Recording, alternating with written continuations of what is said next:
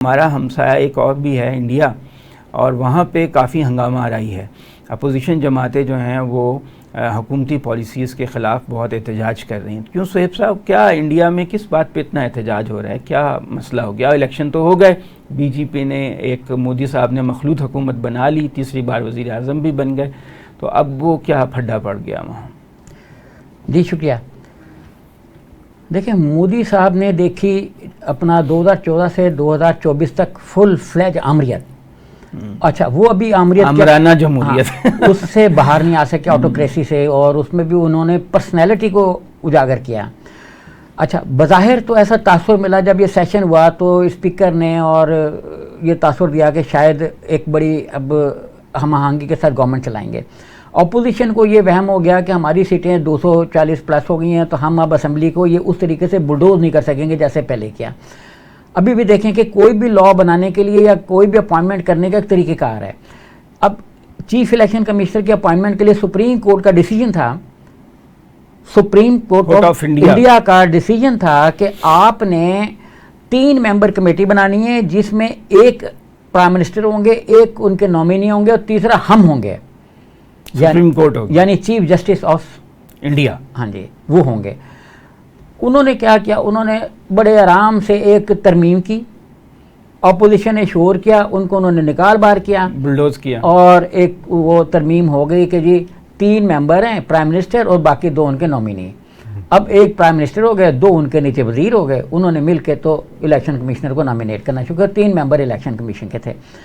अच्छा, अब उसके बाद इन्होंने अपने 3 जो मेजर इदारे थे, जैसे इनकम टैक्स डिपार्टमेंट, CBI, उसके बाद ED एनफोर्समेंट डायरेक्टोरेट, और क्राइम विंग जो है इनका सेंट्रल ब्यूरो ऑफ, जैसे हमारी FIA है, central bureau of investigation India जो भी है। एक और इदारा है जिसका कम रोल था लेकिन उसने भी अपना प्ले नहीं किया, वो था CB, ये सिक्योरिटी एक्सचेंज बोर्ड जो है वो, उसका काम था कि जो अडानी वडानी के या बैंकिंग स्कैंडल्स थे उनके करें। हमारे यहाँ सिक्योरिटी एंड एक्सचेंज कमीशन है, या जैसे मतलब कोई नैब शैब समझ, वो अपना आप इसको कोई और फाइनेंशियल रेगुलेटर समझ लें आप इसको, बैंक का बैंकिंग काउंसिल समझ लें, इस तरह के कोई, उसने भी अपना कोई रोल प्ले नहीं किया। अब ये चाह रहे हैं कि ये जो इस वक्त भी देखें 2 चीफ मिनिस्टर इंडिया के जेलों में हैं और 3-4 चीफ मिनिस्टर पे केसेस हैं। अब इन्होंने पहली हड़ताल तो ये की जो असेंबली के बाहर आके इन्होंने अपोजिशन ने असेंबली लोकसभा के बाहर आके शोर किया। एक शोर का रीज़न ये था कि जो उनके प्रेसिडेंट ने खिताब फरमाया, उन्होंने अपने खिताब में ये लिखा, तकरीर तो दायर PM हाउस से लिख के गई होगी ना, उन्होंने कहा बड़ी स्टेबल जमहूरियत कायम हो चुकी। अब स्टेबल तो नहीं है, ना कॉन्स्टिट्यूशनल अमेंडमेंट कर सकते हैं, 240 जो है उसमें तो ये हैं अपना भारतीय जनता पार्टी, और बाकी तो उनके मांगे तांगे के वोट हैं, और इसमें भी उनके कोई ऐसी एब्सोल्यूट मेजॉरिटी नहीं है कि वो कॉन्स्टिट्यूशनल अमेंडमेंट ला सकें।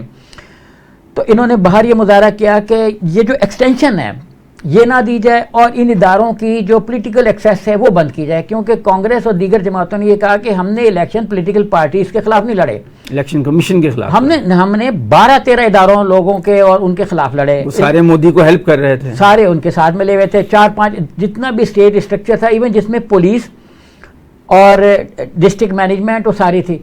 और ये भी एक आया कि जो उनके इंटीरियर मिनिस्टर हैं, यूनियन मिनिस्टर जिनको कहते हैं, अमित शाह साहब, उन्होंने 150 डिस्ट्रिक्ट मजिस्ट्रेट्स को फ़ोन किए जो रिटर्निंग ऑफिसरों को कंट्रोल करते हैं, और उनको फ़ोन करके उन्होंने कहा कि काउंटिंग में करना है आपने हिसाब किताब। अच्छा, काउंटिंग में अगर तो कोई साफ सुथरी जमहूरियत, इतनी साफ सुथरी जमहूरियत, वो ये वहाँ पे है वॉशिंग पाउडर मोदी। अच्छा, हाँ, ये वहाँ पे बड़ा पॉपुलर नारा था वॉशिंग पाउडर मोदी, क्योंकि है वॉशिंग पाउडर सस्ता है। हाँ, वो सस्ता नहीं है, इफेक्टिव है।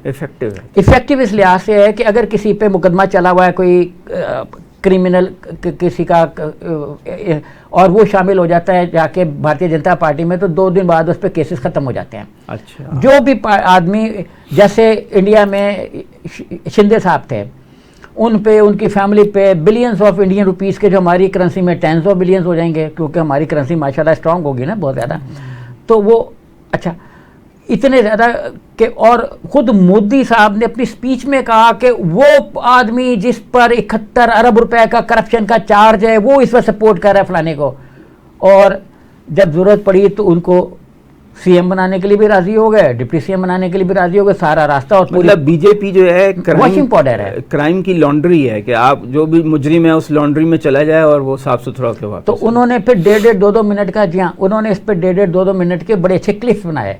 वॉशिंग पाउडर मोदी, फिर आम आदमी पार्टी भी बड़ी ज़हीन फतीन किस्म की पार्टी है, बड़े विजनरी आदमी हैं जो उनके केजरीवाल, हाँ, इस वक्त जेल में है अरविंद साहब। तो वो बड़े विजनरी, वो बड़ा आइडिया लेके आते हैं कि जी हम कहाँ पे मोदी, और इसीलिए मोदी ने उनको अंदर किया कि अगर ये बाहर आएंगे तो वो अटैक जो है ना बड़े जाके जड़ों पे करते थे।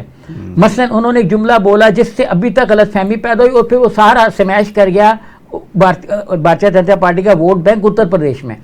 मसलन उन्होंने जैसे ही उनको रिहा किया हाई कोर्ट के हुक्म पे, सुप्रीम कोर्ट के हुक्म पे, उनको बाहर थोड़ा सा जमानत मिली इलेक्शन के प्रोसेस के ख़त्म होने तक, तो उन्होंने पहला स्टेटमेंट दिया कि मेरी ये बात लिख लो कि इलेक्शन के ख़त्म होते ही मेरे बाद दूसरा शिकार योगी आदित्यनाथ होंगे और वो पार्टी से निकाले जाएंगे। अच्छा, साथ ही फिर बात शुरू हो गई इंडियन मीडिया में कि ये उन्होंने किस बेसिस पे कहा कि पार्टी से निकाले? क्योंकि चैलेंजर को वो सामने नहीं आने देते। मतलब मोदी को चैलेंज है आदित्यनाथ से? चैलेंज था, अब नहीं है। अब नहीं है। अच्छा, अब इस वक्त वहाँ पे ये हुआ कि जब वो इतनी सीटें हार गए और अपना उनके इलाके में भी, फिर महाराष्ट्र में भी 2 बड़े उन्होंने जो रियासतें थी वहाँ पे लूज कर दिया। अब योगी ये फरमाते हैं कि मेरी तो कहीं सुनी नहीं गई टिकटों की तकसीम में। टिकटें तो तकसीम की सॉरी दिल्ली ने टिकटें तकसीम की गई, दिल्ली से अमित शाह साहब ने दी जो बोर्ड को ऐड कर रहे थे। ये भी तो इल्जाम लगा सकते हैं इस्लामाबाद से टिकटें। हाँ, वो इस्लामाबाद का तो जिक्र वहाँ पे बहुत आता रहा। वो तो लग रहा था कि इंडिया को चला ही पाकिस्तान रहा है। अच्छा। अगर आप उनके बयान सुने तो लगेगा कि हम चला रहे हैं उसको, तो हमें तो खुशी होना चाहिए। तो इतना बेहतर होता, इतना बुरा ना होता। हाँ, अगर तो हम चला रहे होते। हाँ, तो बिल्कुल जी, जैसे हमारा अपना मुल्क इतने अच्छे हालात में है। तो अच्छा, वो फिर वहाँ पे लूज कर गए जब, तो योगी ने कहा कि मेरा कंट्रोल नहीं है। अच्छा, 2 डिप्टी चीफ मिनिस्टर उनके नीचे लगा दिए बेबस करने के लिए, ये अमित शाह साहब ने लगाए। और इन 2 चीफ मिनिस्टरों को उन्होंने दिल्ली बुला लिया जैसे इलेक्शन वहाँ पे हारे। अब योगी साहब कैबिनेट मीटिंग बुला रहे हैं, उसमें ये 2 आ ही नहीं रहे, तो टोटल डिफाइंस हो गई और उनके मतलब पर काट दिए गए। अब योगी जी उठ नहीं सकते और वो उनका जो इंडियन प्राइम मिनिस्टर का ख्वाब था वो ख़त्म हो गया।